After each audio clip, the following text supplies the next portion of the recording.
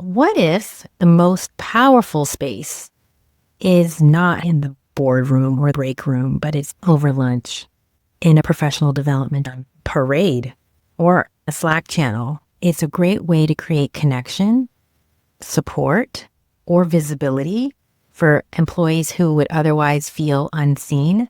Hey, change makers and visionaries. This is Reimagining Community, where we dive deep into the stories of leaders who are reshaping the world, one community at a time.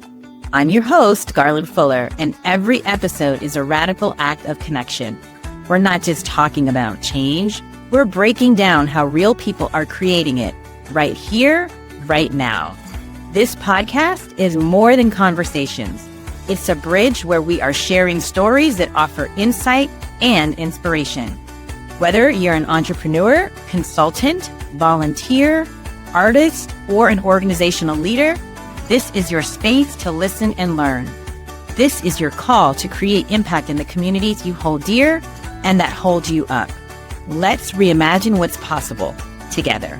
Hello, and welcome to the Third Space Academy solo series, where we reimagine the places between home and work, the ones that hold our stories, spark our ideas, and remind us we belong. I'm Garland Fuller, and today we are talking about employee resource groups. I remember the first time I joined an employee resource group. This was probably, 10 years ago. My first, corporate job where employee resource groups were the norm at that point. And I remember thinking, these are like ways to make the organization feel smaller.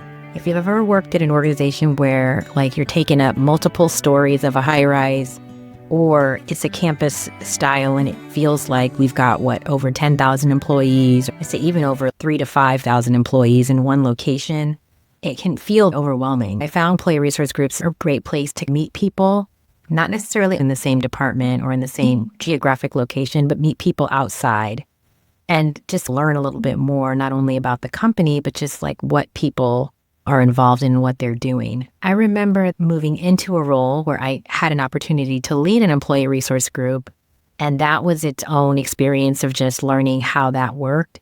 On the HR side, when I worked in corporate spaces, it was helping with starting chartering and governance. I found them to be a hidden place where real connection can happen and people can get to know each other outside of the day-to-day.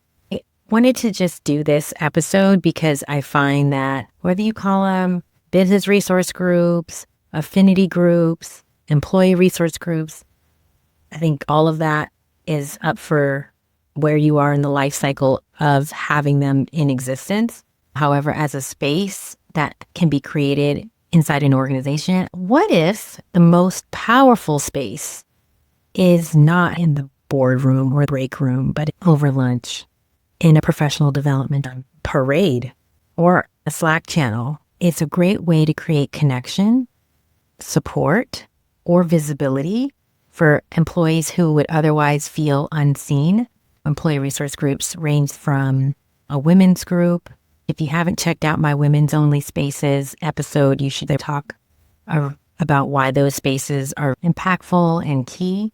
You have spaces for rising generations, meaning employees who are maybe new, not only to an industry, but new to working. Then you have, of course, based on race and ethnicity, so Black, Asian, Indigenous, Latino, Latine.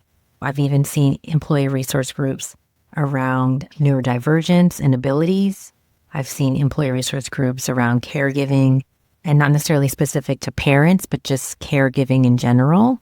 They're even now popping up around generations, meaning people of different generations having an opportunity to come together and really get to know each other more.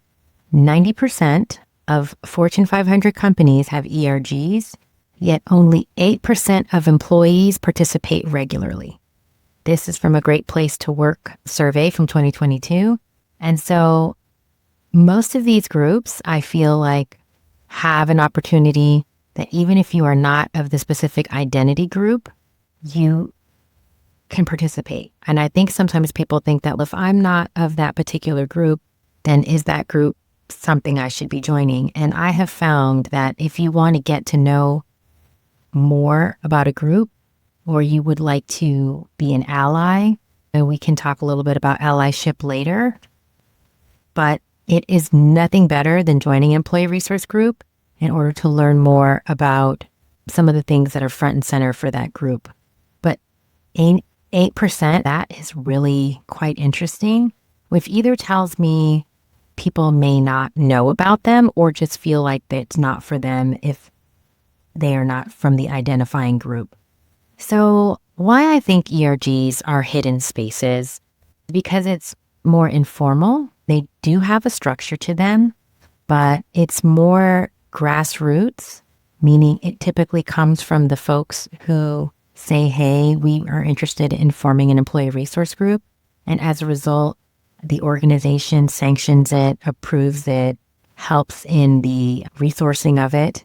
And I've seen employee resource groups do some really awesome things, everything from recruiting specific types of people who can identify with that group. I've seen them do fundraising and philanthropic efforts. I've seen employee resources help on pitches and going after business for a cultural group. You may not understand some of the nuances of that group, be it around language, be it around custom, be it around business practices.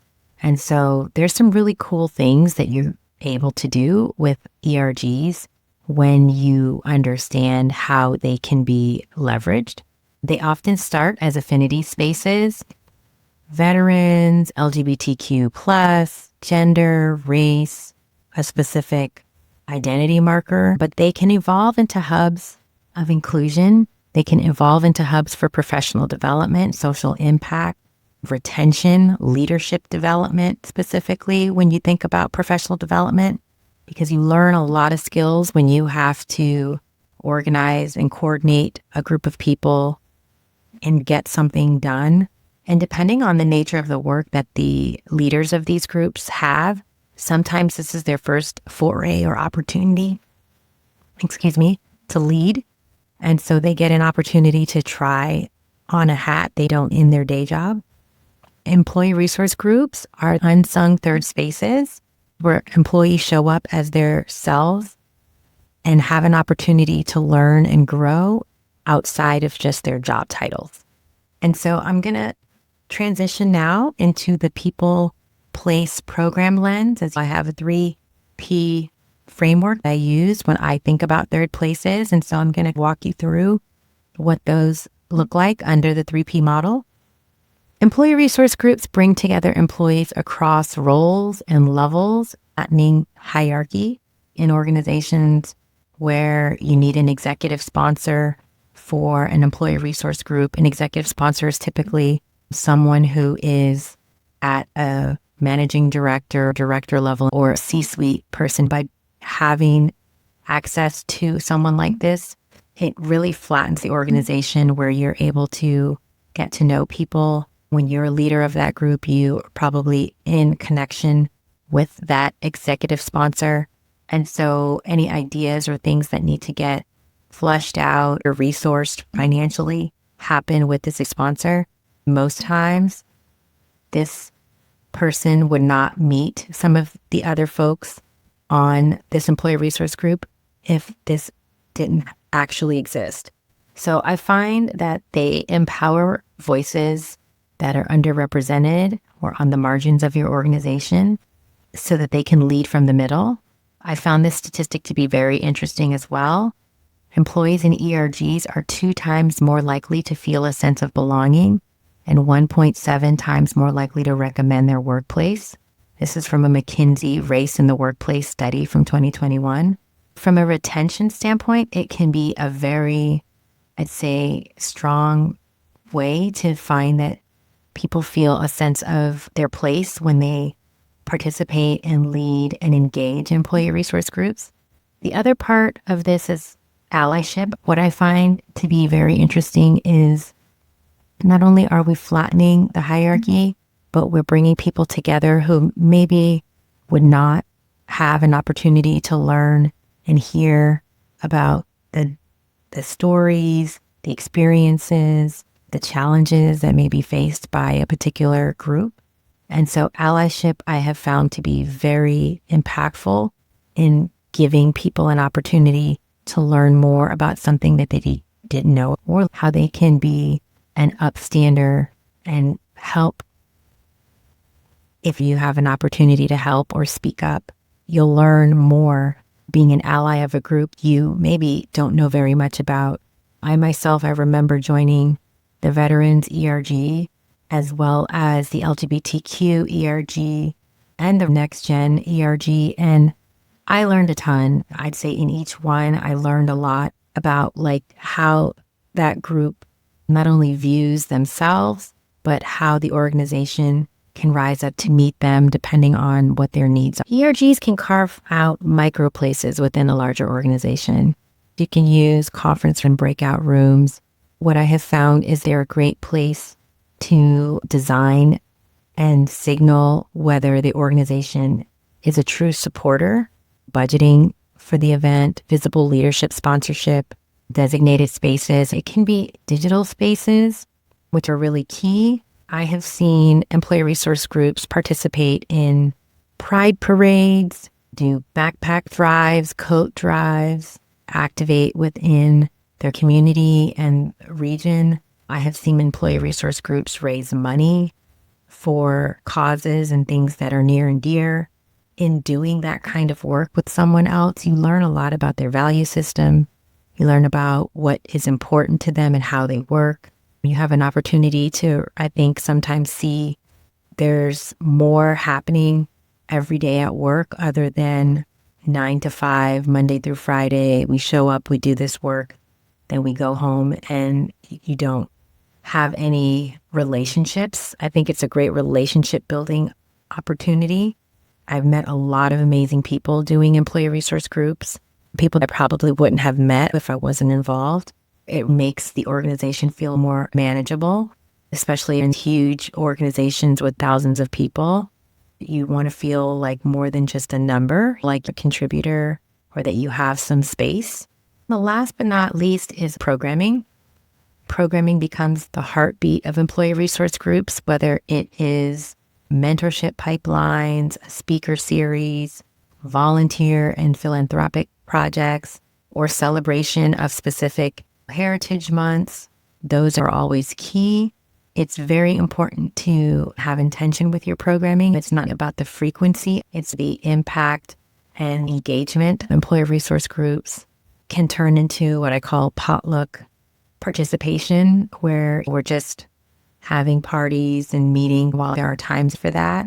I also think that if you can partner that with a lunch and learn where you're teaching a topic, or having a guest speaker, or tying it to the business need, it can take it from just hanging out and making it something more impactful. What I have found from programming is the importance of budgeting. Some organizations do not set aside resources equitably across all employee resource groups. Some are under-resourced and others are not, depending on their proximity to not only an executive sponsor, but also the memberships within those groups. If you have more people in leadership roles or access to money, they can sometimes provide more resources than maybe a group that doesn't have a lot of leadership in its membership. And so it's important to look at that, because often someone who has been in governance roles is that people are noticing, meaning across employee resource groups, all the leaders notice what groups get funded and supported more often than maybe some that have to ask for more or do more to get that investment and support. So that is an area of, I'd say, concern or awareness. But then I also know that there are some organizations doing really good work around this. And so kudos to those making an effort to share equitably across all employee resource groups. When an employee resource group moves from grassroots to strategic, they can really become engines for cultural change. I have seen organizations do this well in terms of allyship, executive sponsorship, ensuring employee resource group leaders have the tools and resources to be successful. It can really mobilize and galvanize not only, of course, the members, but it changes the culture of the organization and really, as I said earlier, can be a strong retention tool. ERGs are hidden third spaces, often untapped lifelines of belonging that companies overlook. In this current climate, it can be very easy to say that it's not helping, or you don't want to be targeted because you still have them.